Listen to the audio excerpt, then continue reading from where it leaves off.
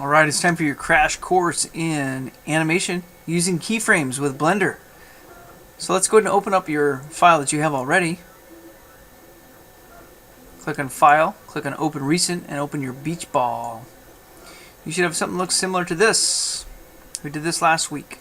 If you do not have this, that's okay. Just click Add, click Mesh, click UV Sphere,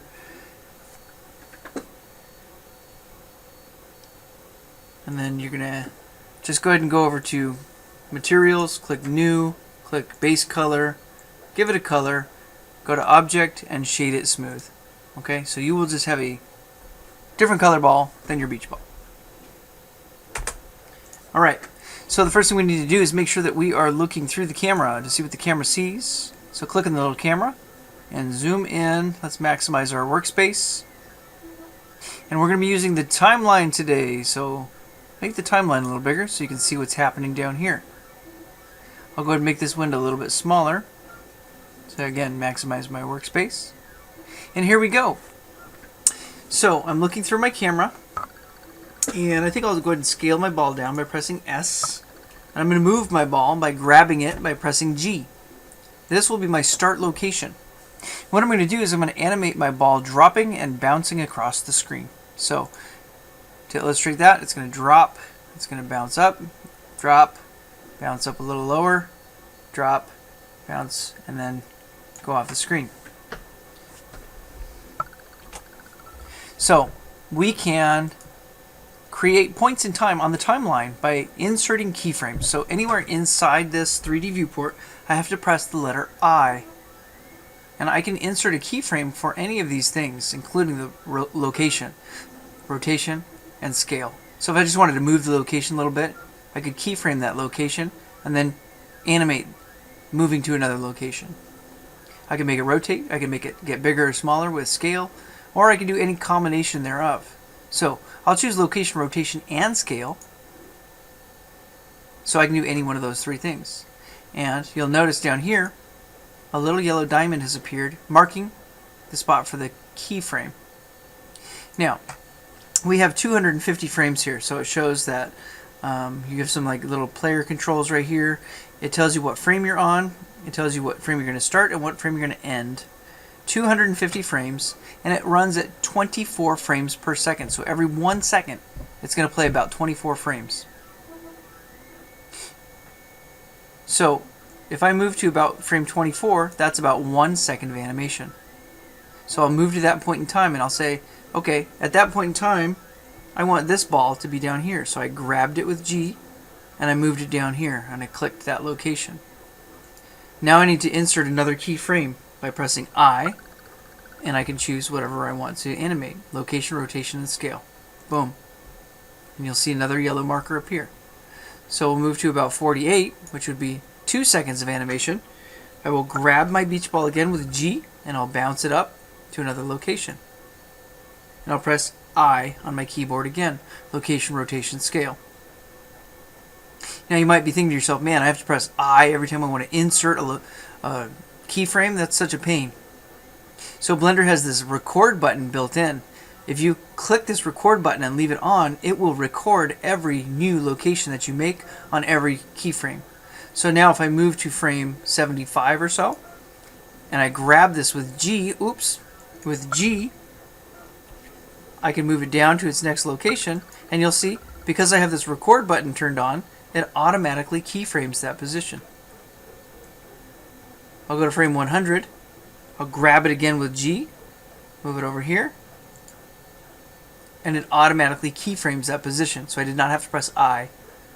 Go to 125, grab, drop it down, and it keyframes that position. I'll go to like frame 145 or 150, and let's say I'm going to have it fly off the screen now. So I press G, and it's going to fly off the screen. So now you have officially animated this ball. Turn the record button off, and then you can rewind it, and you can play it, and you'll see that your ball moves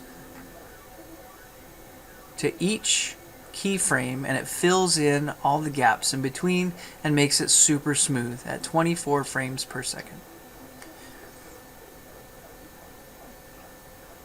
So that's what animators do. They pick points in time, keyframes, and they put their characters or their objects in position, and then they can go back and they can add detail in between. So the blinking of the eyes, the maybe a different arm movement or leg position or whatever they're going to do. For us, what we need to do to make it maybe a little bit more realistic is have the ball roll. So I'll go to my first keyframe and I'll press R to rotate. And I'll just rotate that ball one time. Oops, make sure your record button is on. R to rotate one time. And now you'll see, if you scroll through time, I'll turn that off. If I scroll through time, the ball is going to rotate as it drops. One rotation down. Okay, so I'll go through and I'll do that for the rest of the animation. I'll click here, and I'll click, I'll turn my record button back on. R to rotate. One. I'll do 2 rotations. Go here. 1, 2, 3 rotations. R to rotate. 1, 2, 3, 4 rotations. R. 1, 2, 3, 4, 5 rotations. 1. Ooh! Rotate. Ooh. Rotate. 1. Ah! 1, 2, 3, 4, 5, 6, 7. Alright. So I'll turn my record button off. Now my animation will show my beach ball bouncing. I did that very, very quickly, so my speeds are a little off and it doesn't look that realistic. But you can always come in here and you can grab these keyframes. And if you wanted to be a little slower on that first bounce, you could move that whole keyframe. Grab that keyframe and slow it down. Now it'll be a little bit slower as it drops. You can click on each keyframe and you can grab them and move them and adjust them as you see fit. Okay, so I'll go ahead and pause my animation. Now, that's all fine and good, but how do you render an animation? You can come over here and click on the camera. If you click freestyle, it puts a little black outline around the ball. So when you render it, I'll go ahead and render an image to show you what it looks like. It adds a black outline. Kind of gives it a cartoon feel. I like it, so I like to turn that option on. So I chose that. But you need to adjust your output. And this is where you decide where you want that animation file to go and what kind of file you want it to be. So I'll go ahead and make this a little bigger so you can see. Click the little printer. The output is right here. And right now it's going to a temporary folder. You need to click on the folder to tell it what folder you want it to go to. So for me, I'll just go ahead and put it in downloads for now. And I'll give it a file name. So this is going to be Pots Beach Ball Animation. Now, I'm not saving anything right now. I'm just telling it this is the destination where I want it to go. The next part is even more important.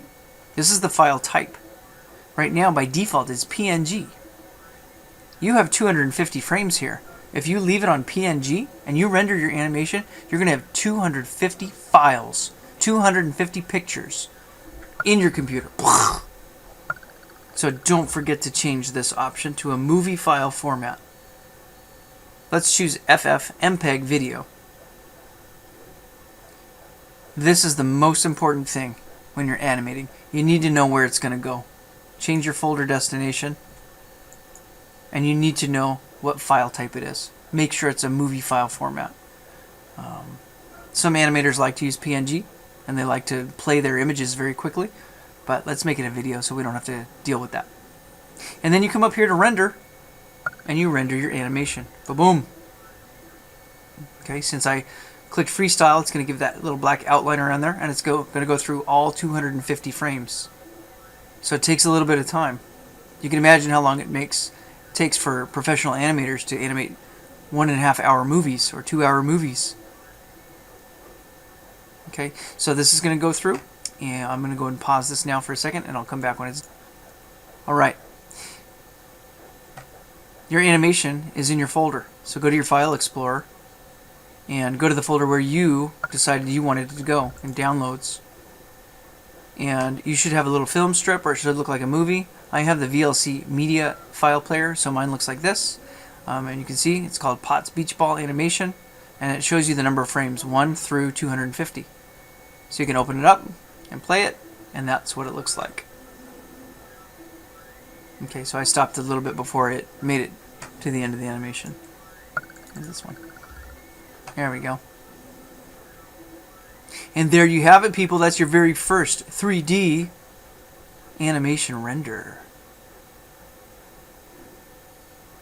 So turn it in, and make sure you turn in the MPEG file. Mine is called .mkv. Thanks, guys. Have some fun with this.